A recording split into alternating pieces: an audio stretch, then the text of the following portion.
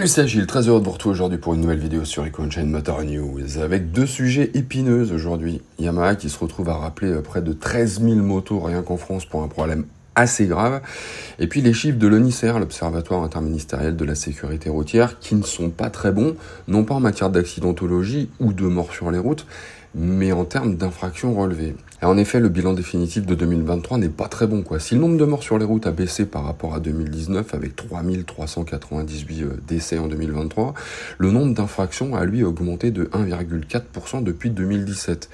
Et là, ceux qui ont déjà observé les chiffres me diront, oui, mais ça n'a pas vraiment bougé par rapport à 2022. C'est pas faux. Ce qui est un peu inquiétant, je trouve, c'est la nature des incivilités qui change, en fait. Si on restait sur du petit excès de vitesse, du stationnement gênant, voire, le non-port de gants à moto, passe encore. Mais le truc, c'est que ce qui empêche les chiffres de descendre, c'est l'augmentation des délits routiers. Et dans des proportions assez inquiétantes, je trouve. En gros, les délits, alors c'est les trucs graves, comme par exemple la conduite sous emprise de l'alcool ou de stupéfiants, les blessures ou homicides, involontaires bien sûr, les refus d'obtempérer, etc. Vous voyez. Bon, ça entre 2022 et 2023, ça a quand même augmenté de 2,1%. Alors ça paraît pas énorme comme ça, mais déjà ça veut dire qu'on en est à presque 900 000 délits routiers sur l'année et que mine de rien, on était à environ, j'ai envie de dire seulement 600 000 en 2017. Alors je sais pas pour vous, mais moi ça me paraît vraiment colossal, Et statistiquement, en plus, j'ai bien peur que ça ne fasse qu'accroître la dangerosité de la route pour les motards. Ah oui, Alors, autre danger qui nous guette, je parle pour ceux qui roulent sur des motos de la plateforme MT-07, puisque Yamaha organise actuellement un énorme rappel de ces motos, à savoir donc les MT-07 bien sûr, mais aussi les XSR 700, les Tracer 700 et les Ténéré du coup. Alors attention, je vous mets la liste.